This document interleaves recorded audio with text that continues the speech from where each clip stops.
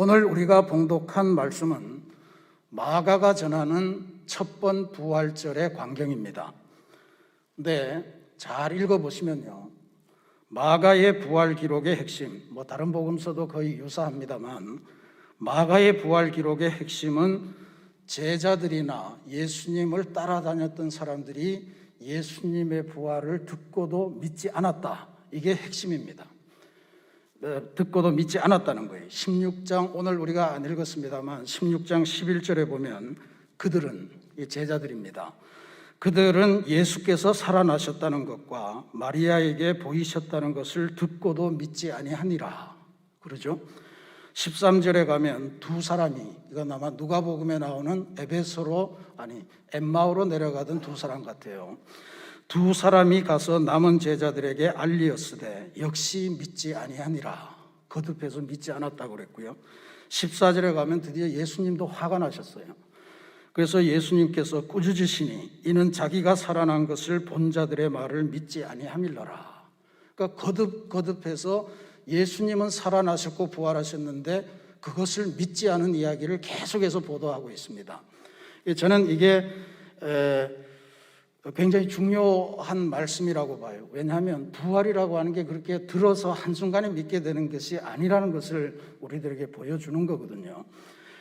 부활의 첫 증인이 된 오늘 우리가 봉독한 이 이야기에 나오는 여인들도 이른 새벽에 주님의 무덤을 찾은 게 무슨 부활을 확인하러 간 게 아니었다는 거잖아요. 부활에 대한 확신 때문에 간 것이 아니었어요. 다만 부활의 약속은 잊어버렸고 오히려 예수님께서 장례를 치렀는데 그 장례의 뒤처리를 하기 위함인 것으로 지금 기록되어 있습니다. 오늘 본문에 보면 예수님의 시신의 발을 향품을 사갖고 가는 길이다, 이렇게 되어 있잖아요. 무덤을 찾는 과정, 이거는 부활에 대한 불신으로부터 비롯됐다라고 하는 것이 중요합니다. 근데 그럼에도 불구하고 그게 의미 없는 행동은 아니었다 하는 거죠. 부활에 대한 불신으로 찾아간 무덤의 길이었지만 그 길에서 부활의 소식을 접하고 상황이 조금씩 변화되기 시작했다는 이야기예요. 그 과정을 오늘 우리가 한번 살펴보는 것으로 그렇게 하겠습니다. 오늘날도 여전히 부활에 대해서 확신하지 못하는 그리스도인들 중에서도 그런 분들이 많이 있습니다. 근데 이 마가의 기록을 보면 위로가 되죠. 예수님을 3년 동안 쫓아다녀도 못 믿었다는 거거든요. 그러니까 그리고 부활 신앙을 믿게 되기까지는 일정한 기간과 노력과 방법이 필요하다 하는 것을 보여줘요. 그래서 저는 그렇게 보면 부활, 이게 사실 기독교의 교리 중에 우리가 현대 과학 세례를 받고 살아가기 때문에 믿기는 믿어야겠는데 믿지 못하고 설명하지 못할 내용들이 사실 많이 있습니다. 그 중에 최고는 부활일 거라고 그렇게 보는데요. 오늘 이 마가의 기록을 따르면 제일로 안 좋은 태도는 믿는 척 하는 거예요. 믿는 척. 마음으로는 전혀 믿지 못하고 확신도 없는데 믿는 척 하면서 넘어가는 게 문제다. 그래서 믿는 척 하지 말고 믿게 되기까지 노력을 하는 게 대단히 소중하다라고 하는 거죠. 그래서 부활을 믿지 못하는 것은 그때나 지금이나 마찬가지지만 그래도 무덤을 찾아가고 예수님의 흔적을 따라가고 그러다 보면 부활이 어느새 믿겨지는 현실이 된다라고 하는 것을 증언하는 것이 마가의 목표가 아니었겠는가. 무슨 마가가 의도를 갖고 쓴 건 아니지만 실제로 부활이라고 하는 것이 초대교회 교인들이 믿게 되고 그 믿음에 대해서 죽음으로 지키게 되고 그렇게 되기까지는 이런 일련의 과정이 필요했다는 이야기죠. 실제로 부활을 전혀 믿지 않은 상태에서, 부활은 잊어버린 그 상태에서 무덤을 찾았는데 이 무덤을 찾게 되면서 그들에게 변화된 내용이 몇 가지가 있습니다. 첫 번째는 장례물이 해결되는 거예요. 유대인의 무덤들은 다 우리처럼 봉분을 만드는 게 아니고 돌을 파고 거기에다가 시신을 넣고 그 앞을 큰 돌로, 원반처럼 생긴 그 돌로 막아 놓는 거예요. 밑에 이렇게 홈을 파고.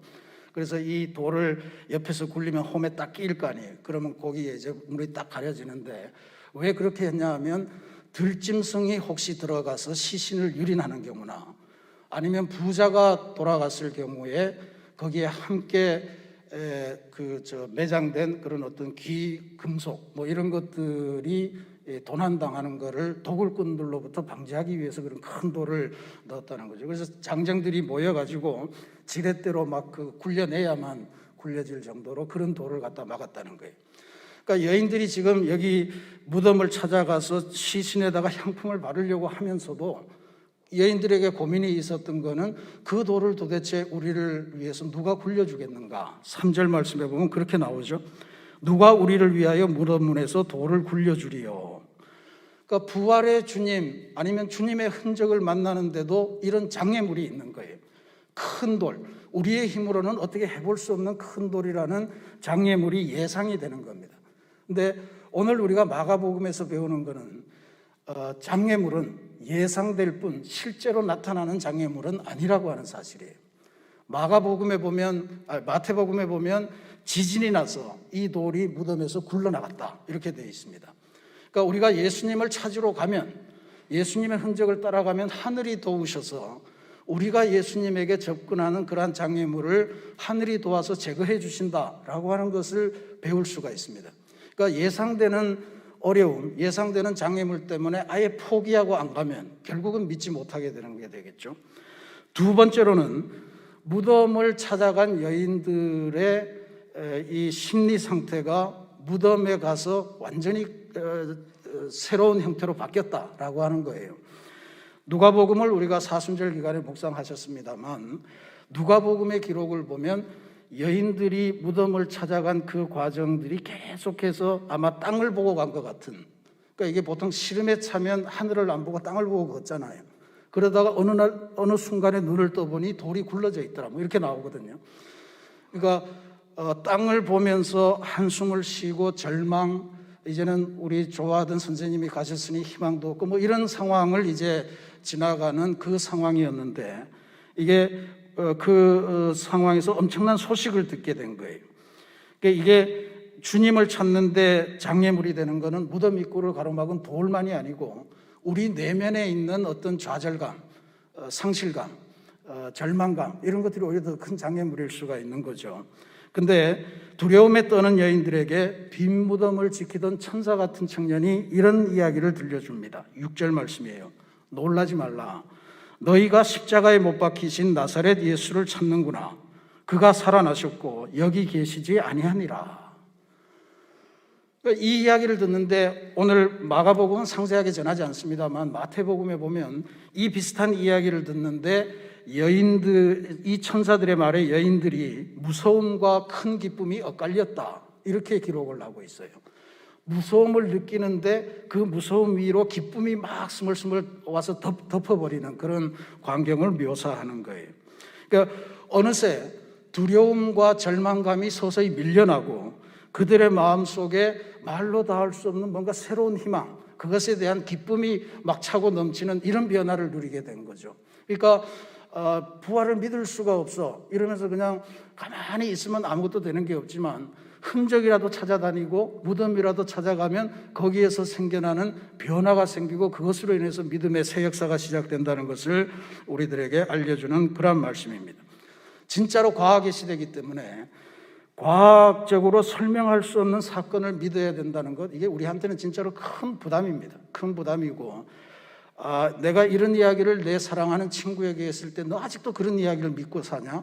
뭐 이런 조롱, 뭐 또 너 같은 비정상적인 애하고는 무슨 사업을 못 하겠어 뭐 이렇게 해서 뭔가 모임에서 도태되는 것 같고 또 사업상으로 손해를 보는 것 같은 그런 두려움 같은 게 우리한테 있잖아요. 그래서 믿는 척을 해버리는 거거든요. 아니면 나 혼자 믿는 척하고 다른 사람들한테는 이야기도 안 하고 이렇게 돼서 부활이 능력 없이 그냥 그렇게 우리 안에서 소멸되는 그런 느낌을 갖는데 지금 이 여인들의 경우에는 전혀 다른 케이스를 보여줍니다. 두려움과 상실로 가득 차 있었는데 이 무덤에서 들려온 이 한 줄기 부활 소식, 이것을 듣고는 그들의 마음속에 평안함, 자신감, 기쁨 이런 것들이 충만하게 됐다라고 하는 것은 무덤을 찾아가는 또 다른 어떤 유익이다 이렇게 볼 수가 있습니다.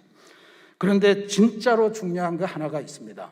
그거는 무덤을 찾아갔는데 주님이 부활하셨다는 소식을 확인한 것 말고 주님이 지금 어디에 계시다, 부활하셔서 어디에 가셨다는 것을 확실하게 알 수 있게 되었다라고 하는 사실이에요. 부활하신 예수님의 행방을 알게 되었다. 천사들이 7절 이런 말씀을 해요. 예수께서 너희보다 먼저 갈릴리로 가시나니 전에 너희에게 말씀하신 대로 너희가 거기서 배우리라 그랬습니다. 부활하신 주님은 무덤에 계시지 않고 갈릴리로 이미 떠나셨다는 거예요. 우리는 주님을 찾으려고 무덤을 찾아갔는데 주님께서는 우리를 만나시러 갈릴리로 떠나셨다. 이 묘한 엇갈림, 이게 일시적으로는 가능하지만 여러분의 신앙생활이 한평생 이렇게 되지는 마시기를 바랍니다. 주님과 가는 길이 일치돼야 됩니다. 이건 부활하신 주님을 만날 수 있는 결정적인 정보입니다.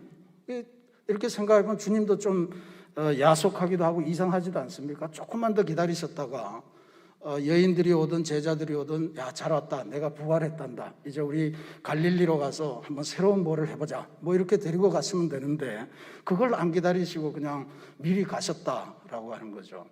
이게 미리 가셨다라고 하는 게 이게 신학자들은 굉장히 오랜 동안 논쟁을 했습니다. 예수님께서 십자가에서 죽으시고 나서 무덤에 들어가시잖아요. 아리마대 요셉에 의해서. 그 다음날 성토요일에 예수님은 과연 뭘 하셨을까? 이게 신학자들에게는 오랜 동안 고민이고 숙제입니다. 첫 번째 우리가 알 수 있는 것은 사도신경이에요. 사도신경. 우리도 오늘 외웠습니다만 본디오 빌라도에게 고난을 받으사 십자가에 못 박혀 죽으시고 그 다음에 뭐예요? 장사한 지 사흘 만에 뭐 이렇게 나가잖아요. 근데 사도신경 원문에는 십자가에 못 박혀 죽으시고 그 다음 구절이 지옥으로 내려가셨다, 이런 구절이 포함이 되어 있어요. 근데 우리나라 사도신경은 선교사들이 와서 이게 우리는 지옥도 막 예수님이 지옥에 가시다 이런 걸 설명하기 어려우니까 뺀 것 같아요. 근데 지옥에 가셔서 뭘 하셨냐 하면 지옥에 있는 영혼들을 구원하시기 위해서 일을 하셨다, 이런 해석입니다. 그게 첫 번째 해석이에요. 두 번째로 우리가 알 수 있는 것은 우리가 본 누가복음 23장에 보면 예수님께서 십자가에 못 박히실 때 양쪽의 강도가 같이 못 박혔잖아요. 한쪽 강도는 예수님을 계속 욕하고 조롱하고 그래요. 네가 진짜 하나님의 아들이거든, 너도 십자가에서 내려가고 우리도 좀 살려줘라, 뭐 이런 조롱을 하고 이러죠. 그러니까 그 옆에 있던 강도가 야, 그런 소리 마라, 우리는 진짜 죽을 죄를 지어서 여기 매달려 있지만 이분은 아무 죄도 없이 그냥 여기 와 있지 않냐. 그러면서 예수님에게 저를 구원해 주십시오 하는 요청을 합니다. 그때 예수님께서 하신 말씀이 네가 오늘 나와 함께 낙원에 갈 것이다 라고 하는 말씀을 주세요. 그 말은 뭐예요? 오늘 네가 나와 함께 낙원에. 예수님은 지옥에 가신 게 아니고 낙원에 가셨다라고 하는 게 성경적으로 또 이야기되는 거예요. 그럼 낙원에 가셔서는 뭘 하셨겠냐? 역시 인류를 구원하시기 위해서 기도하시고 일을 하셨다, 이런 이야기죠. 그 다음에 세 번째로 문제가 되는 것이 그게 낙원도 아니고 지옥도 아니고 갈릴리로 가셨다는 거예요. 이게 마태와 마가가 전하는 소식입니다. 그러니까 갈릴리로 가셨다, 무덤에 계시지 않고 미리 갈릴리로 떠나셨다는 거예요. 그러니까 갈릴리로 가셔서 뭘 하시려고 그랬을까? 그게 오늘 우리가 살펴보려고 하는 겁니다. 왜 갈릴리였을까?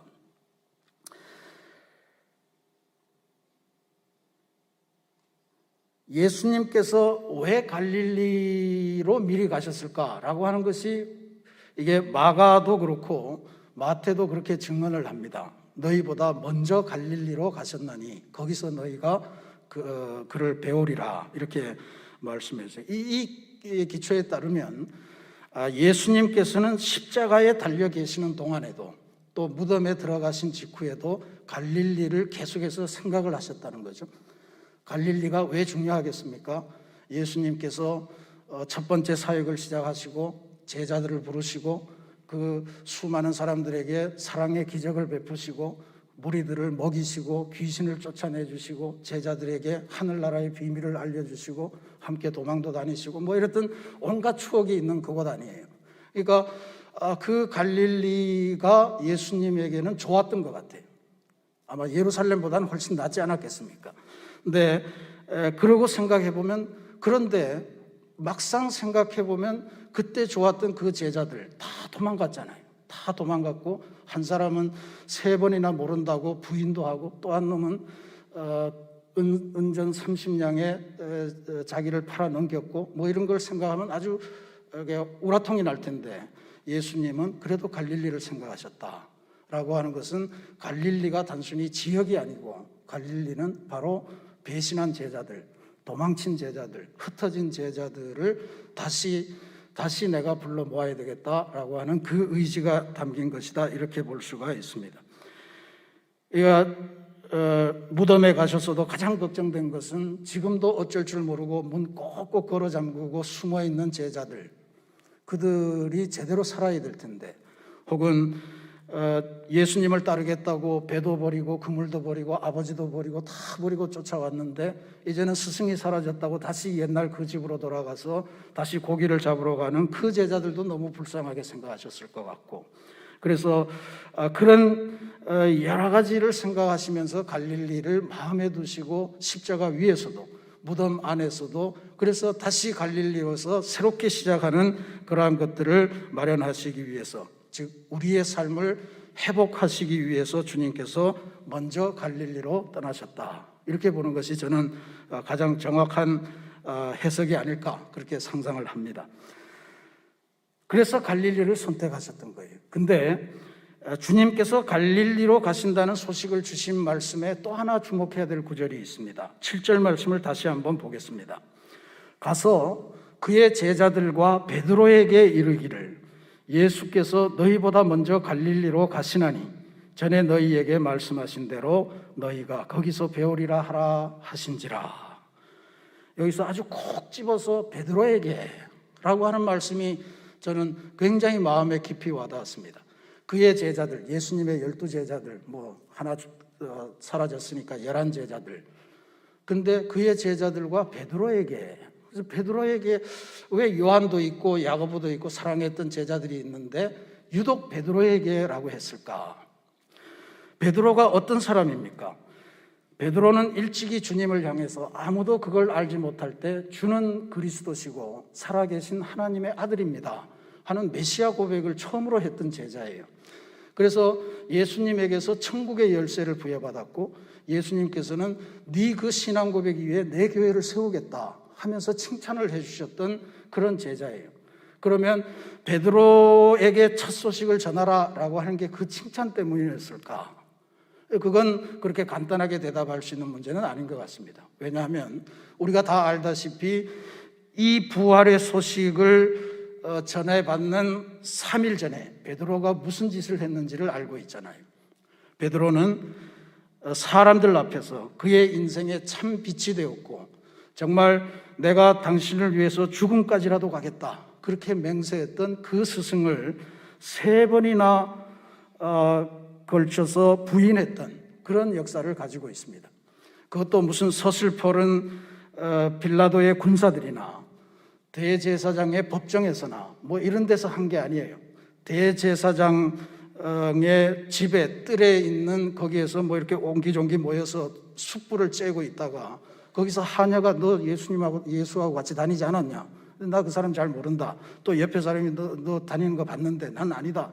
3번째 가서는 뭐라고 그러냐 하면요, 저주하며 맹세하되 나는 그 사람을 결코 알지 못하노라 하는 선언까지 했어요. 예수님을 저주하면서 맹세했다는 거예요. 그러니까 이런 상황을 저지른 사람인데 베드로에게 그러셨단 말이죠. 근데 우리가 사순절 묵상 기간에 봤습니다만 누가복음 22장 61절에 보면 베드로가 3번째 부인하고 있을 때 이런 구절이 나옵니다. 그 베드로를 주님께서 돌이켜 보시니 라고 하는 구절이 나와요. 주님하고 베드로가 눈길이 마주친 거예요. 막 배신하고 저주하면서 맹세하되 나는 결코 그를 알지 못하노라. 근데 눈이 딱 마주친 거예요. 그 눈이 마주친 순간에 베드로는 밖에 나가서 통곡했다. 이게 누가의 기록입니다. 왜 통곡을 했을까? 주님과 눈이 마주쳤는데 왜 통곡을 하면서 그랬을까? 베드로 안에 어마어마한 죄의식이 들어왔기 때문이다, 이렇게 볼 수 있습니다. 아마 내가 주님을 이렇게 모른 척 했으니, 이제 다시는 주님과 가까이 하거나 주님과 뭘 다시 해보기는 이제 다 글렀구나. 한때는 주님과 함께 변화산에 그 어마어마한 체험을 하면서 여기다 초막셋을 짓고 뭐 새로운 꿈도 꿨고, 또 죽은 야이로의 딸을 살리는 그 장면에는 자기하고 3명의 제자들만 들어가서 직접 살리는 광경도 봤고, 오병이어를 가지고 5,000명 2만 명 무리를 먹이는 그 광경에도 함께 있었고, 하나님 나라 가르쳐주던 그 사랑의 음성 이런 것들이 이젠 다 끝났다, 이렇게 생각을 하게 된 거 아니겠나 싶어요. 근데 베드로는 실제로 이런 고백을 자주 했습니다.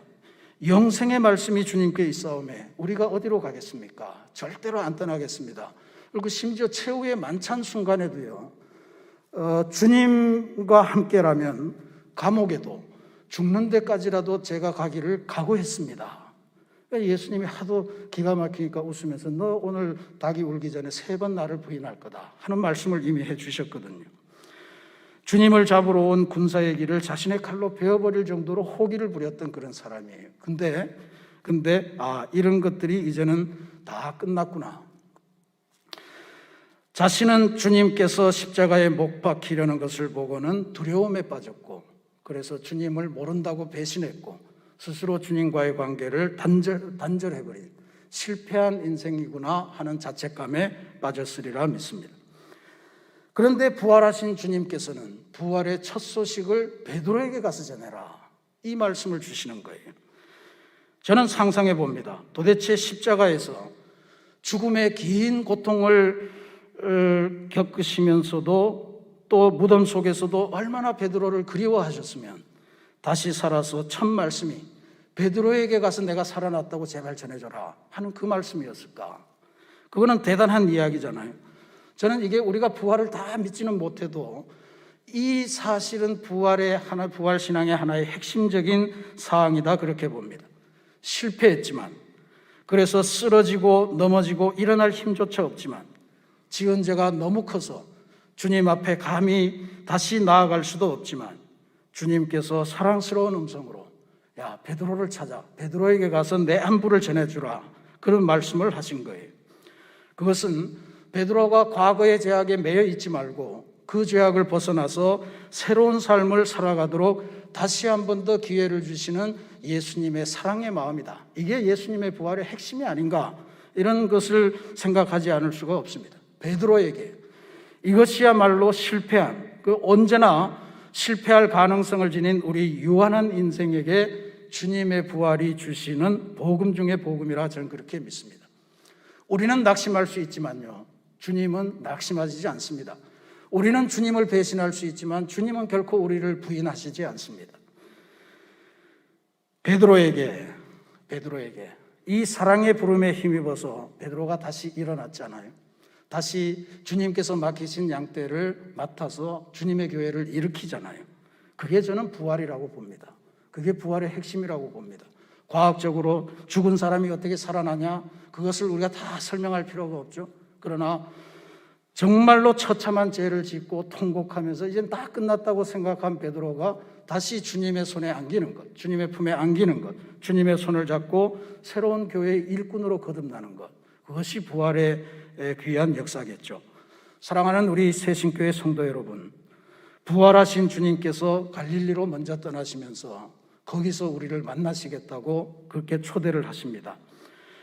주님을 처음 만나던 그날의 감격으로 돌아오라는 초대로 저는 믿습니다.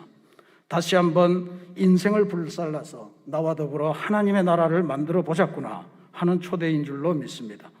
그것이 무덤에서 벗어나서 황급하게 갈릴리로 가시면서 갈릴리로 가라, 거기서 너희가 나를 만나리라 간절하게 촉구하신 주님의 마음이었을 줄로 믿습니다. 더욱이 주님의 부활 현장의 초대는 전적으로 베드로를 향한 것이었다 하는 사실을 잊지 마시기 바랍니다.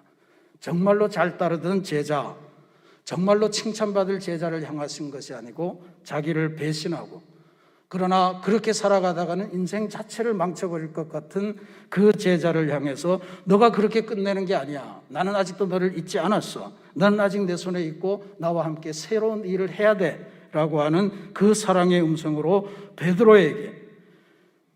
베드로에게 이 소식을 전하라라고 하는 말씀을 주신 것이라 믿습니다.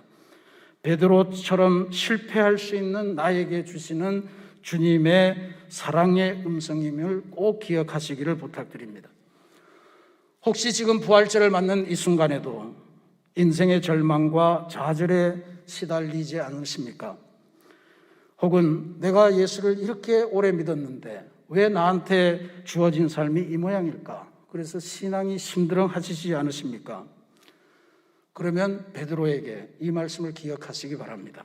무덤 속에서도 나를 기억하셨고 다시 한번 나와 더불어서 하나님 나라를 세워보자고 초대하시는 주님을 기억하며 우리도 갈릴리로 주님을 만나러 떠나십시다. 주님께서 수많은 기적을 베푸신 곳, 제자들에게 하늘의 사랑을 가르쳐 주신 곳, 하늘나라의 비밀을 말씀으로 가르쳐 주신 곳, 그것이 바로 갈릴리였습니다. 2021년 주님의 부활 사건을 대하면서 다 믿지 못하더라도 두 가지만 기억하시죠. 갈릴리에서 이 구절 하나 하고 베드로에게 이 구절 하나를 기억하시면서 다시 한번 주님, 부활하신 주님을 만나고 그래서 새로운 인생으로 부활의 증인으로 선교의 일꾼으로 거듭나시는 아름다운 부활절기를 보내시기를 주님의 이름으로 축원합니다. 같이 기도하겠습니다.